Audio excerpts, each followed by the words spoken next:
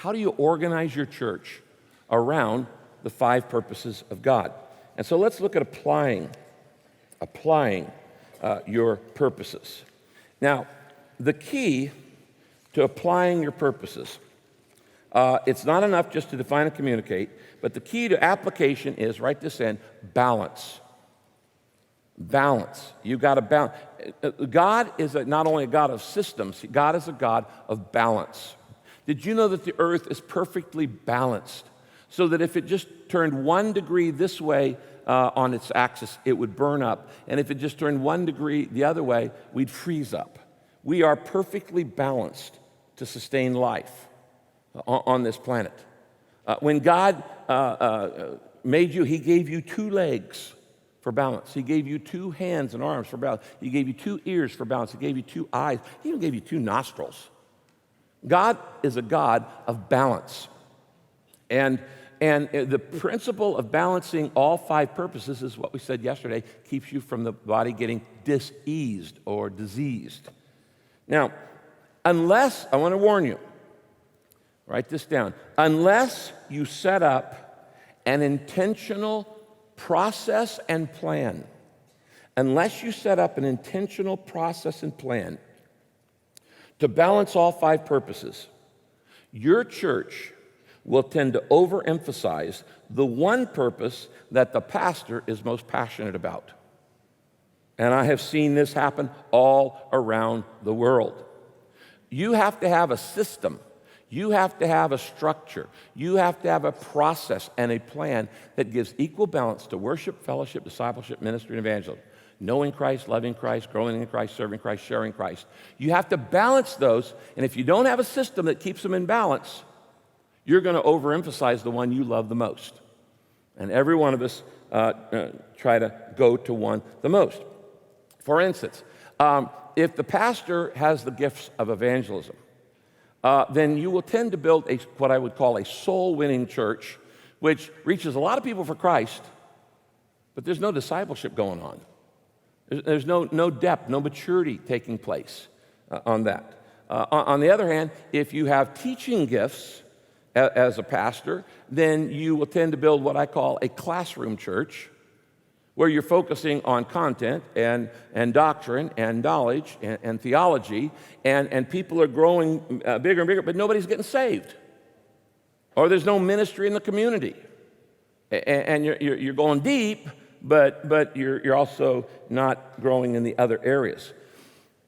I think the most common church, you can see in that first column in there, I have Soul Winning Church, we have the Experiencing God Church. That's the church that, man, they've got great worship. And God comes down, and the presence of God is felt in the worship services. Maybe there's even signs and wonders. And God's there. But maybe there's no ministry in the community, and no social action going on, maybe no discipleship taking place. I call that Experiencing God Church. Most churches are this fourth area, I call it the family reunion church. And that is, the pastor has gifts in shepherding, and so you build a very good relational church, and everybody loves everybody else. But did you know fellowship overemphasized? Koinonia becomes koinonitis. And you can be so tight, nobody can get in. And you may have visited some of those churches where everybody had the same ethnic background or the same last name, or they all came from the same country, and nobody else could join unless you were part of the in crowd. And they're out of balance because they're overemphasizing fellowship. The family, we love everybody who's here, but we don't love all the people who are on the outside. And then there's the social conscious church. And these often sometimes are liberal churches, and they're doing all kinds of cool things in the community. They're caring for the poor and the sick and the lame and the marginalized, and they are strong on justice, and they're strong on fighting bigotry and racism, and these are good things. These are good things. And your church needs to do these. But if that's all you do, and there's no discipleship, and there's no evangelism, or the worship is weak, then you get out of balance. And so you can see there the pastor's role in each of those kind of churches, what the people's role is. But what I want to teach you is how to build a church that does all 5 of those. The purpose-driven church balances all 5 of witnessing and worshiping and you know, the committed and the crowd, the congregation, the committed, the core, of knowing and feeling. And all of these things are done together. And the purpose-driven philosophy ensures balance because you have a strategy and you've got a structure that will maintain your balance. So the question then becomes, how do you do that? How do you balance the 5 purposes of God in your church so it stays healthy so that it can keep growing? Because once it gets unhealthy, it's going to stop growing. Well, look on the next page where we have what I call the 5 different target groups that you minister to. And we call these the concentric circles or the levels of commitment. Each of these circles represent a level of commitment, from the community being no commitment at all to people in the commission who are the most committed at all. And they also represent all of the 5 purposes. Now, let me ask you this. Is everybody in your church at the same level of commitment? Of course not. Of course not. You have some people who are super committed.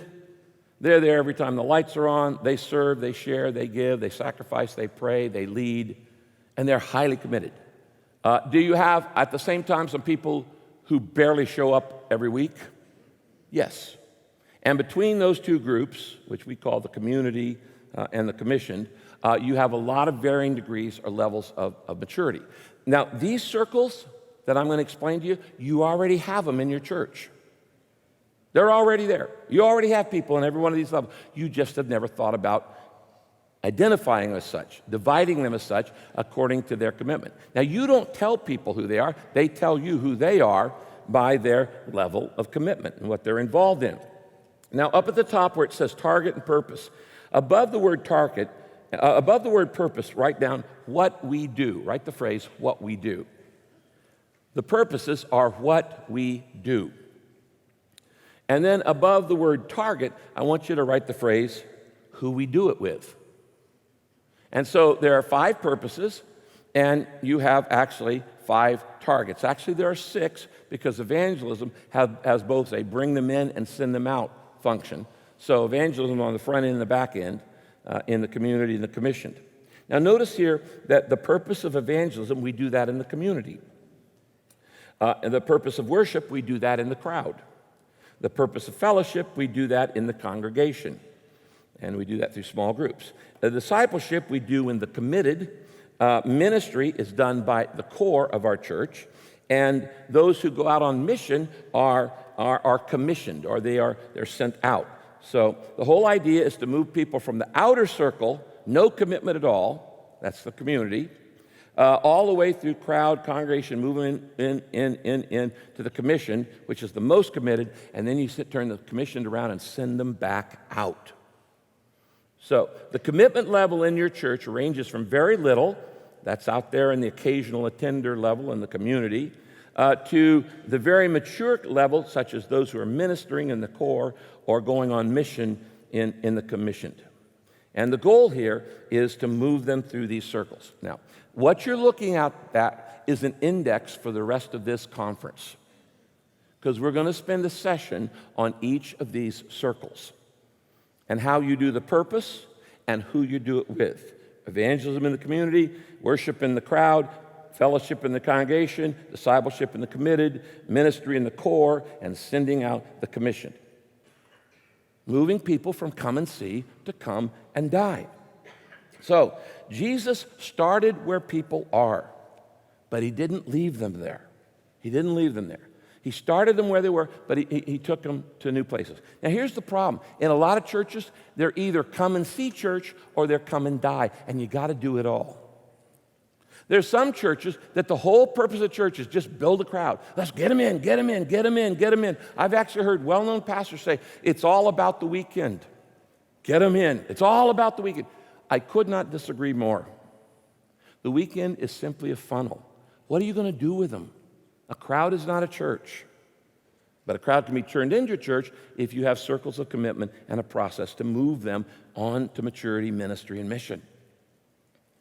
And so there are some churches out there, they're growing really fast, and they're getting really big. But it's just attendance. I'm going to go, where's your small groups? Where's your people involved in ministry? Where are your people going out on missions? Where are the people fulfilling what God has told us to do? And then on the other hand, there's people over here, they're the hardcore discipleship people. We're the come and die, and we don't care if we get smaller because we're going to be a holy, purified, sanctified, frozen chosen. And they think they're really deep, and they think they're really mature, but you're not mature unless you're reproducing. And so nobody's coming to Christ, but they got their little holy huddle, and they hunker in a bunker, and they teach their theology, but no changed lives. You've got to do it all. That's the main thing I'm saying. You got to do it all. And you got to do it by having a process.